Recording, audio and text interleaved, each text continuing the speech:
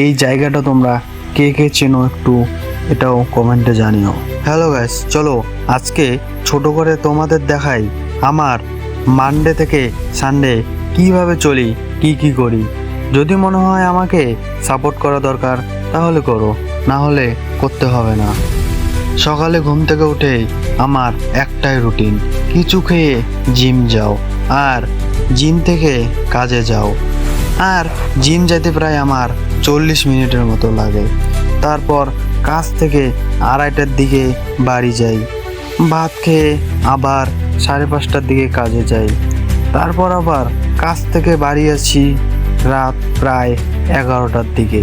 But আমি শুধু কাজ করি না, সানডে করে আমি ঘুরতে যাই, আর সময় থাকতে ঘুরে নেওয়াটা ভালো। তোমরা কে কে আমার মতো স্ট্রাগল করো কমেন্টে জানাও। আর হ্যাঁ, এই জায়গাটা তোমরা কে কে চেনো একটু এটাও কমেন্টে জানিও।